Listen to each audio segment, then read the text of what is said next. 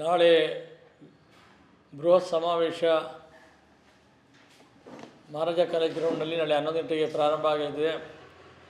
ಎಲ್ಲ ಕಡೆಯಿಂದ ಭಾಳಷ್ಟು ಜನ ಸೇರೋರಿದ್ದಾರೆ.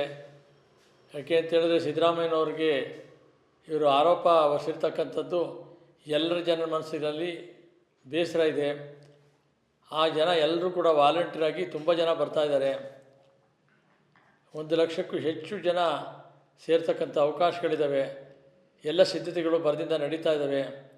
ಏನು ಇವರು ಸುಳ್ಳು ಹೇಳ್ಕೊಂಡು ಪಾದಯಾತ್ರೆ ಮಾಡ್ಕೊಂಡು ಬರ್ತಾಯಿದ್ದಾರೆ, ಅದರ ವಿರುದ್ಧ ಜನಕ್ಕೆ ಈಗಾಗಲೇ ಬೇಸರ ಆಗಿದೆ. ಎಲ್ಲರೂ ಸಾಕಷ್ಟು ಆಸ್ತಿಗಳನ್ನ ಲೂಟಿ ಹೊಡ್ಕೊಂಡು ಬೇನಾಮಿ ಆಸ್ತಿಗಳನ್ನ ಮಾಡ್ಕೊಂಡು ಒಬ್ಬೊಬ್ಬರು 500 ಕೋಟಿ 1000 ಕೋಟಿ 100 ಕೋಟಿ ಆಸ್ತಿಗಳವ್ರೆ. ಪ್ರಾಮಾಣಿಕವಾಗಿ ಇವರೆಲ್ಲರೂ ಒಪ್ಕೊಂಬಿಡಲಿ. ಅಶ್ವಥ್ ನಾರಾಯಣ, ಯಡಿಯೂರಪ್ಪ ಯಾರಿದ್ದಾರೆ ಎಲ್ಲರೂ ಕೂಡ ಇವ್ರ ಆಸ್ತಿಗಳನ್ನ ಎಷ್ಟೆಷ್ಟಿದೆ ಅಂತ ಡಿಕ್ಲೇರ್ ಮಾಡ್ಕೊಂಬಿಡ್ಲಿ. ಈಗ ಯಾವಾಗ ಹೊರಟರು ಎಲ್ಲರೂ ಇವ್ರ ವಿಚಾರಗಳನ್ನ ಜನ ಬಿಚ್ಚಿಡ್ತಾ ಇದ್ದಾರೆ. ಇವರೇ ಎಲ್ಲ ಬೆತ್ತಲಾಗ್ತಾಯಿದ್ದಾರೆ. ಇವ್ರದ್ದೇ ಎಲ್ಲ ಜನಕ್ಕೆ ಅರ್ಥ ಆಗ್ತಾಯಿದೆ. ಅದನ್ನು ಹೇಳ್ಕೊಂಬರ್ತಕ್ಕಂಥ ಕೆಲಸ ಕಾಂಗ್ರೆಸ್ ಟೀಮ್ ಕೂಡ ಮಂತ್ರಿಗಳೆಲ್ಲ ಮಾಡ್ಕೊಂಡು ಬರ್ತಾಯಿದ್ದಾರೆ. ನಾಳೆ ದಿನ ಕೂಡ ಎಲ್ಲ ಪಕ್ಷದ ಹಿರಿಯರು, ಮುಖಂಡರುಗಳು, ಮಂತ್ರಿಗಳು ಎಲ್ಲರೂ ಕೂಡ ಭಾಗವಹಿಸಿ ಮುಖ್ಯಮಂತ್ರಿಗಳೊಂದಿಗೆ ಇವರ ಅನ್ಯಾಯ ಕ್ರಮಗಳನ್ನೆಲ್ಲ ಜನತೆ ಮುಂದೆ ಇಡೋರಿದ್ದಾರೆ. ಆದ್ದರಿಂದ ಹೆಚ್ಚು ಜನ ಇದಕ್ಕೆ ಈ ಕಾರ್ಯಕ್ರಮಕ್ಕೆ ಬಂದು ಈ ಕಾರ್ಯಕ್ರಮ ಯಶಸ್ವಿ ಮಾಡಬೇಕು ಅಂತೇಳಿ ತಮ್ಮ ಮುಖಾಂತರ ಕೇಳ್ಕೊಳ್ತೇನೆ. ಸಿಎಂ ಪತ್ನಿ ಎಲ್ಲೂ ಕೂಡ ಹೊರಗಡೆ ಬಂದು ಕಾಣಿಸ್ಕೊಳ್ಳೋಂಥದ್ದಿಲ್ಲ. ಆದರೆ ಅವರ ಹೆಸರಲ್ಲಿ ಈ ರೀತಿ ರಾಜಕೀಯ ಮಾಡ್ತಿರೋದು ಎಷ್ಟು ಸರಿ ಅಂತ ಅದನ್ನೇ ಎಲ್ಲರೂ ಕೂಡ ಅದನ್ನೇ ಮಾತಾಡ್ತಾ ಇದ್ದಾರೆ.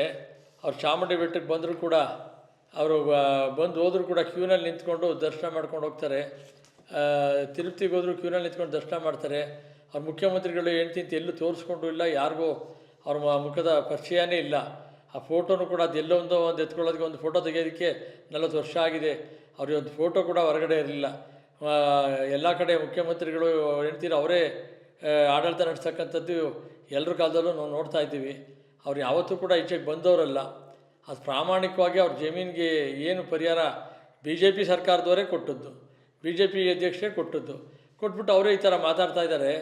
ಅದನ್ನು ಜನತೆಗೆ ಅರಿವು ಮಾಡಿಕೊಡತಕ್ಕಂಥ ಕೆಲಸ ನಾಳೆ ಆಗುತ್ತೆ. ಸರ್, BJP ಅವರೇ ಕೊಟ್ಟು ಈ ರೀತಿ ಮಾಡ್ತಿರೋದೆಲ್ಲ ಒಂದು ಕಡೆ CMನ ಭ್ರಷ್ಟಾಚಾರ ಶಿಕ್ಷಕ್ಕೆ ಏನೋ ಪ್ರಯತ್ನ ನಡೆದಿದೆಯಾ ಅಂತ ಸರ್? ಅಲ್ಲಿ ಏನು ಅನ್ಯಾಯ ಆಗೇ ಇಲ್ವಲ್ಲ. ಈಗಾಗಲೇ ಸುಂದರಮ್ಮನವ್ರಿಗೆ ಕೋರ್ಟ್ಗೆ ಉದಾಹರಣೆಗೆ 3 ಕಾಲು ಎಕರೆ 3 ಕಾಲು ಎಕರೆ ಜಮೀನೇ ಕೊಟ್ಟವ್ರೆ. ಇವ್ರು ಕೊಟ್ಟಿರ್ತಕ್ಕಂಥದ್ದು ಅದರಲ್ಲಿ 1/4 ಭಾಗ ಕೊಟ್ಟರೆ 1/3 ಕೊಟ್ಟಿದ್ದಾರೆ. ಅದರಲ್ಲಿ ಅಕ್ರಮ ಇಲ್ಲಿಂದ ಬಂದತ್ತೆ.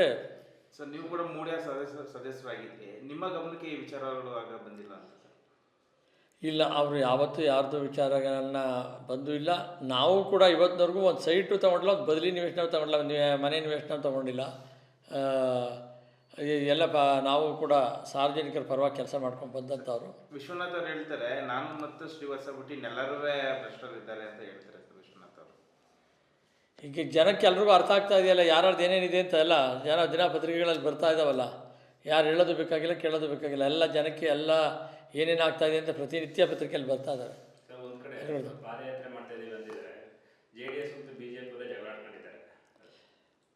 ಅದು ನೋಡಿ, ಅವರ ಸಿದ್ದರಾಮಯ್ಯನವ್ರ ಪಾದಯಾತ್ರೆಗೂ ಈ ಪಾದಯಾತ್ರೆಗೂ ಏನು ವ್ಯತ್ಯಾಸ ಅನ್ನೋದು ಜನ ನೋಡ್ತಾ ಇದ್ದಾರೆ.